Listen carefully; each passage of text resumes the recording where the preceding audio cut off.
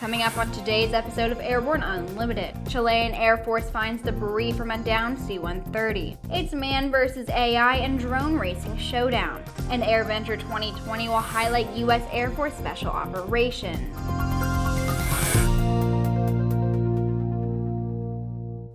I'm Sophie Herlock.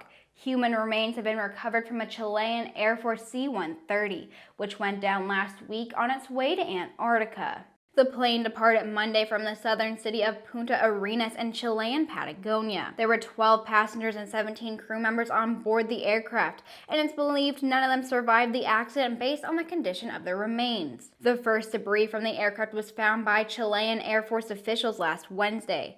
An additional wreckage was found by a Brazilian ship operating in the area. The pilots of the aircraft were very experienced, but likely encountered extreme weather over Drake's Passage, a remote stretch of ocean between South America and Antarctica. According to reports, the ocean in that area plunges to depths as much as 11,500 feet. Chilean authorities said they had searched around 70,000 square miles of the ocean searching for the plane. We'll be right back with Around the Patch.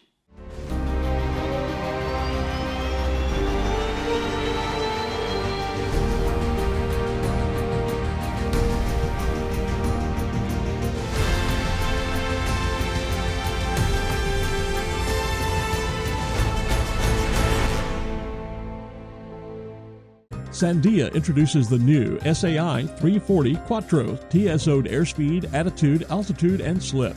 With integral backup battery, safety never looked so good. See it now at www.sandia.aero.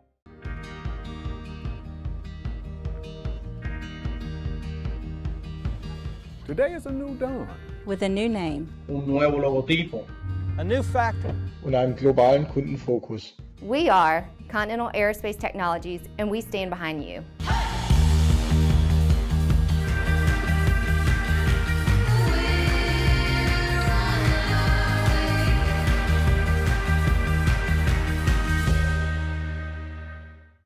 Welcome back. It's time for today's trip around the patch.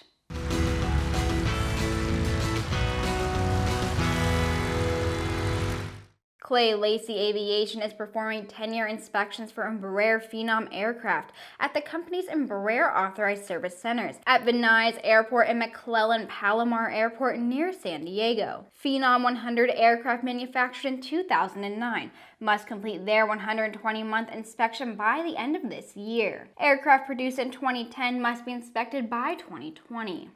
The Air Force Academy brought a cutting-edge multi-drone light show to its campus last month to celebrate its storied rivalry with West Point, as hundreds of drones moved in synchronization to delight the audience with messages like "Beat Army." The 6-minute display showed how far unmanned aerial systems have come since Civil War era balloons and what's possible.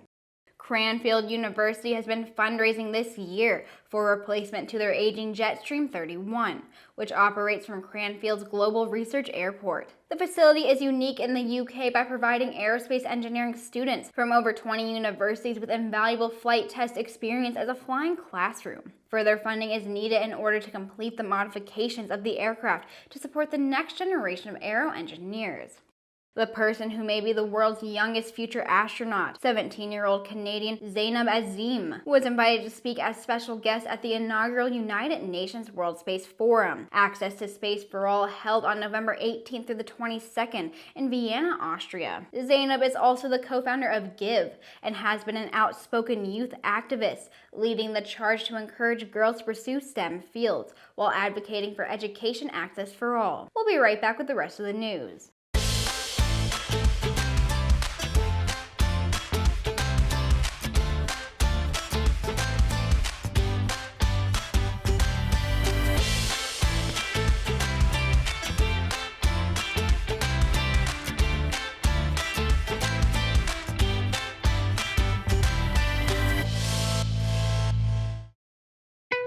There's a difference between charting a steady course and pushing for the ceiling.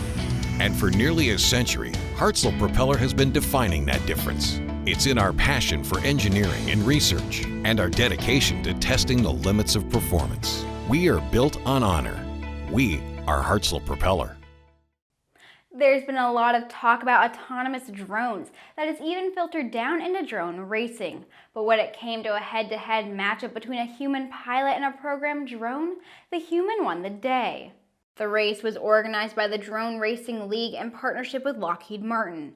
DRL wanted to be the first to pit its new AI racing drones against a human competitor. The drone pilot was Gabriel Kocher from Switzerland, and the AI team was MAVLab, which had won Lockheed Martin's $1 million prize for being the fastest AI-controlled drone around the race course. Kocher won the race wearing a set of FPV goggles and flying a standard DRL racing drone around the track in just 6 seconds, while the AI drone took 12 seconds. It's not known if Kocher won anything other than bragging rights, but for now at least it appears that the human brain is still superior to AI. The aircraft and personnel of the U.S. Air Force Special Operations Command will be among the highlighted programs at EAA AirVenture Oshkosh 2020. AFSOC is comprised of highly trained, rapidly deployable airmen who conduct special operation missions worldwide. Airmen who undertake special operations careers specialize in unique skills such as parachuting, scuba diving, rappelling, motorcycling, survival skills, and more. Aircraft in the command include specialized mobility aircraft such as the C-130, CV-22, and C-146. Close air support aircraft such as the AC-130 gunship, and intelligence, surveillance, and reconnaissance aircraft such as the MQ-9 and U-28. AFSOC was officially formed in 1990, but has a heritage that reaches back to Army Air Force's operations during World War II. And that wraps up our show for today. Thanks for watching. Please subscribe and check us out on Facebook and on Twitter. Head over to aero-news.net for more aviation and aerospace news any time of the day. I'll see you tomorrow.